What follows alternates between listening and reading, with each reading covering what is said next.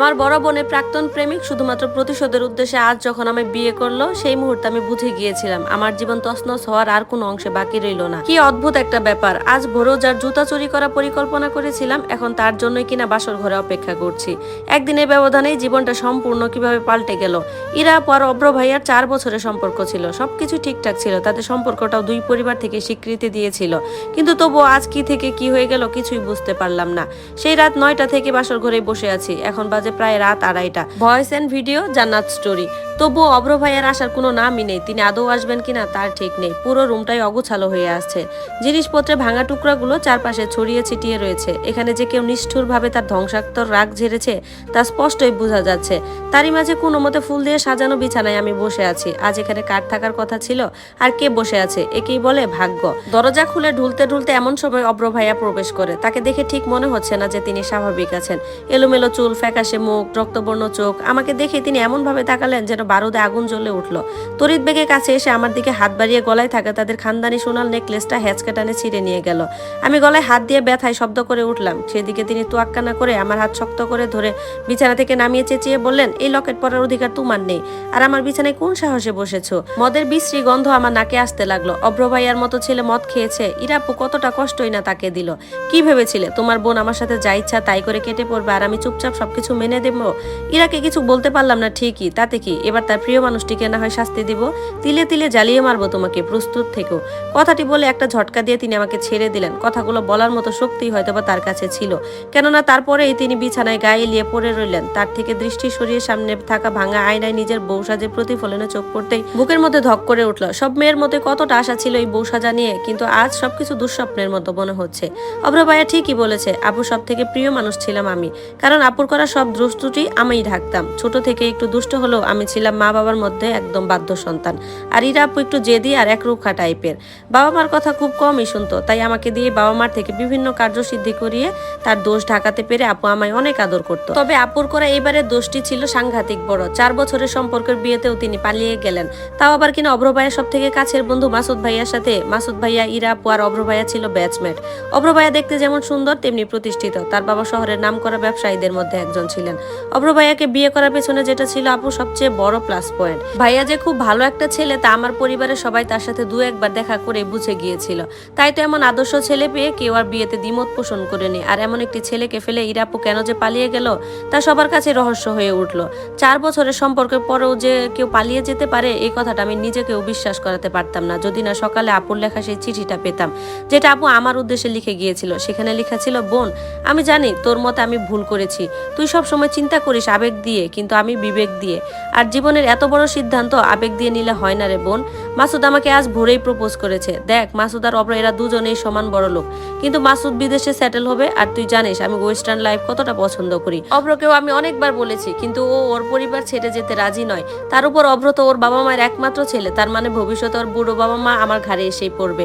এদিক দিয়ে মাসুদ পুরো পারফেক্ট, সব দিক থেকে ভেবেচিন্তে আমাকে এই স্টেপ নিতে হয়েছে। সবার এখন মাথায় রাগ, তাই কেউ এখন আমাকে বুঝবে না। তুই একটু সবটা সামলে নিস বোন। কত সহজে আপু বলে দিল সবটা সামলে নিস, যেন এটা কোনো ব্যাপারই না। সামলাতে চাইলেও আমি সামলাতে পারিনি, কারণ চিঠিটা তখন সবার হাতে হাতেই পড়ে যায়। বাবার জন্য ছিল এটা বড় একটা ধাক্কা। বিয়ের দিন মেয়ের পালিয়ে যাওয়া একটি বাবার দৃষ্টিভঙ্গি থেকে দেখলে এর থেকে কষ্টের আর অন্য কিছুই হতে পারে না, কারণ সেখানে লুকিয়ে থাকে আজীবন ভালোবাসার প্রতিদানে ধোঁকা প্রাপ্তির গল্প। মান সম্মানের কথা না হয় বাদই দিলাম, কি জবাব দিবে বাবা অব্র ভাইয়ের পরিবারকে? তবু অব্র ভাইয়া আর তার পরিবারকে ডেকে এনে সবটা খুলে বলা হয়েছে। সবটা জানার পর অব্র ভাইয়ের প্রতিক্রিয়া দেখে আমার খুব কষ্ট হচ্ছিল। তার জন্য এটা মেনে নেওয়াটা কতটা কঠিন তা যেন আমি বুঝতে পারছিলাম। পুরো স্তব্ধ হয়ে গিয়েছিল সেদিন সে। তখন তারা চলে গেলেও বিয়ের নির্দিষ্ট সময় আবার ঠিকই চলে আসে বরপক্ষ নিয়ে। বাবার সামনে বর বেশে দাঁড়িয়ে জানায় সে আমাকে বিয়ে করতে চায়। আর ব্যাস, বাবাও নিজের বাকি থাকা সম্মানটুকু বাঁচাতে আর তাদের প্রতি অনুতপ্ত বোধ থেকে বিয়ের জন্য রাজি হয়ে যায়। আমাকে একবার জিজ্ঞাসা করার প্রয়োজনও মনে করে না, আর আমি সেই মুহূর্তে পুরো হতভম্বই হয়ে যাই। তারপর কি থেকে কি হয়ে গেল তা বুঝে ওঠার আগে বিয়েটাও হয়ে যায়। বিয়ের কাগজে সিগনেচার করার সময় অব্র ভাইয়া শুধু আমার দিকে একবার তাকে একটা তাচ্ছিল্যে রহস্যময় হাসি দেয়। আমার পুরো শরীরে একটা শীতল শিহরণ বয়ে যায়। তার চোখে তখন আমি শুধু নিজের ধ্বংসই দেখতে পাই। বাবা মার উপর খুব অভিমান হচ্ছে, তারা কেন আমার সাথে এমনটা করলো? আপুর ভুলের প্রায়শ্চিত্ত আমার কাঁধে তুলে দিল কেন? আমার বয়সী বা কতটুকু, সবে এইচএসসি পাশ করেছি, আর এখনই বিয়ে। কত স্বপ্ন দেখেছিলাম এই বিয়ে নিয়ে, কিন্তু এখন সবকিছুই শেষ। এই 4 বছরে অব্র ভাইয়াকে আমি দেখেছি মোট 4 বার। প্রথম যখন দেখি তখন আমার বয়স মাত্র 16 বছর। সেদিন স্কুলে হাফ পিরিয়ড চলছিল। 2 বেনি করে কাঁধে ব্যাগ ঝুলিয়ে দুলতে দুলতে স্কুল স্কুল ড্রেস পরে বাড়ি ফিরছিলাম। হঠাৎ মধ্য দুপুরে ছোট্ট একটা ফাঁকা গলিতে পেছন থেকে মিষ্টি কণ্ঠে কেউ ডেকে উঠলো, অরু। আমি পেছনে ঘুরে তাকিয়ে দেখি নীল চেক শার্ট গায়ে একজন ভার্সিটি পড়ুয়া সুদর্শন ছেলে মাথা ঈষৎ নিচু করে হাতে একটা সাদা খাম নিয়ে লাজুক মুখে দাঁড়িয়ে রয়েছে। আমি কাচুমাচু করে অবাক হয়ে তাকিয়ে কিছু বলার আগেই সে তার হাত থেকে সাদা খাম আর ছোট্ট একটা প্যাকেট আমার দিকে বাড়িয়ে দিয়ে বলে, এগুলো তোমার বোন ইরাকে একটু দিয়ে দিও প্লিজ। আমি নির্বাক হয়ে ভ্যাবলার মতো তার দিকে তাকিয়ে থেকে হাত বাড়িয়ে সেসব জিনিস নিয়ে নিলাম। আর সে তৎক্ষণাৎ একটু লাজুক মুচকে হাসি দিয়ে পেছন ফিরে চলে যেতে লাগলো। গলির মাথার শেষ পর্যন্ত যতক্ষণ না তাকে দেখা গেল ততক্ষণ সেখানে আমি অপলক দৃষ্টিতে ঠায় দাঁড়িয়ে রইলাম। আপুর যে কারোর সাথে প্রেম চলছে সেটা ততদিন আমি জেনে গিয়েছিলাম। 16 বছর বয়স, সারাক্ষণ উপন্যাসে বুঁদ হয়ে পড়ে থাকতাম। আর আমার কাছে এই সব কিছুই ছিল সম্পূর্ণ নতুন। এক ছুটে বাড়ি গিয়ে আপুর সামনে হাসতে হাসতে খামসহ প্যাকেটটি বাড়িয়ে দিলাম আর বললাম, খুব সুন্দর ফর্সার মতো একটা ছেলে তোমাকে এটা দিতে বলেছে। আমার কথা শুনে আপু ফোন টিপা বাদ দিয়ে শোয়া থেকে উঠে বসে প্রথমে প্যাকেটটি খুলে দেখলো খুব সুন্দর একটা দামি কানের দুলটি দেখে আপু খুব পুলকিত হয়ে উঠে তারপর কোনো মতে সাদা খামটি খুলে ভেতরে থাকা ছোট্ট চিরকুটিতে কোনো মতো পড়ে খামসহ চিরকুট মেঝেতে ছুঁড়ে ফেলে বিছানায় উঠে চলে যায়। আয়নার সামনে গিয়ে দুলটি নিয়ে ব্যস্ত হয়ে পড়লো আপু। সামনে পড়ে থাকা খামটি থেকে দুটো সাদা কাঠগোলাপ ফুল আমার পায়ের সম্মুখে এসে পড়লো।